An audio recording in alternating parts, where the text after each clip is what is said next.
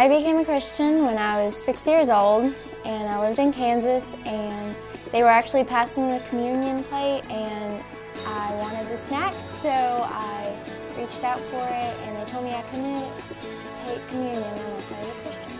So I asked my mom, what that was about, and she got me to talk to my preacher's wife, and that's when I first officially became a Christian. And I knew something had changed in my life, but I didn't really know what it was about. My whole life I've just kind of been a Christian, doing good things, making my parents happy. And when I was in 9th grade, I thought God was pretty much just being mean because I was in color guard, and the same week I found out I had to have surgery. They also cut the orchestra program from my school. It was really, really hard on me.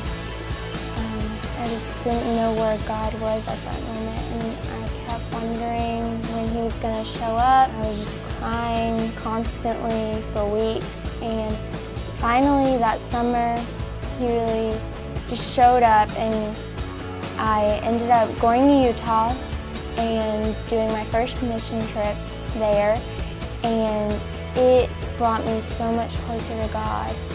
And the whole time I was in my Bible, and that was the first time I really talked to someone with the Holy Spirit inside of me. It wasn't me talking, there was no way what I was saying came out of my brain. It was totally the Holy Spirit. I ended up coming back from Utah, and I had surgery on my leg, and God completely flipped that situation around, and now I'm in a way better situation than I could have been in color guard or in orchestra.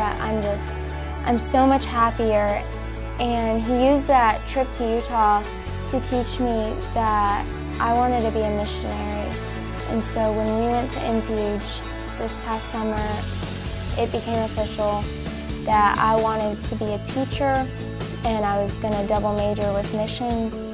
I don't know where God's going to send me. I don't know if He's going to send me to a different country or to a different state or even do it here, but I want to be a teacher and just spread His name and teach kids what it means to have the love of Christ in your life, because there's no way to live without it. I've been trying to follow Matthew 5:16 ever since. It says, "Let your light shine before men, that they may see your good deeds and praise your God in heaven also." And that's kind of been my goal, and so no matter where God takes me, that's going to be what I do.